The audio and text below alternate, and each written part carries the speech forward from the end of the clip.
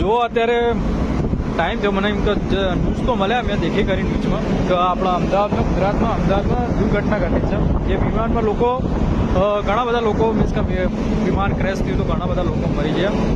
તો એમાં શું છે કે હવે વિમાનની તો નહીં ખબર, પણ અમારે શું હોય કે હમણાં અમે અમેરિકા ગયા ને તો અમારા સિંગલ વસ્તુ ચેક થાય. મીન્સ કે અમેરિકાની તેની ગવર્મેન્ટ યુએસસીજી કહીએ તો યુનાઇટેડ સ્ટેટ કોસ્ટ ગાર્ડ કરી જે તેના કોસ્ટ ગાર્ડ હોય એના લોકો બધું ચેક કરવા આવે. એક સિંગલ વસ્તુ ચેક કરાવવા. ધારો કે આ વાલ છે તો વાલ એરિયો જે ફાયરનો રેડ કરનારો વાલ છે ઓપરેટિંગ થાય નહીં.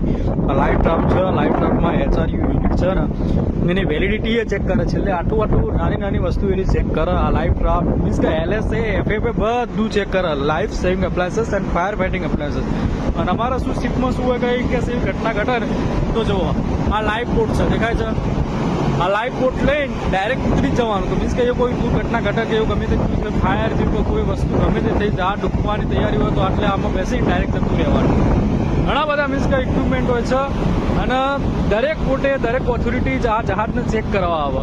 એટલા માટે અમે મેન્ટેનન્સ જરૂરી હોય અને મેન્ટેનન્સ રાખવું જરૂરી હોય છે. Okay, thank you. લાઈક કરો, શેર કરો અને કોમેન્ટ કરો અને આગળના પાર્ટમાં બતાવીશ કે બીજું શું વસ્તુ ચેક કરો. Okay, thank you.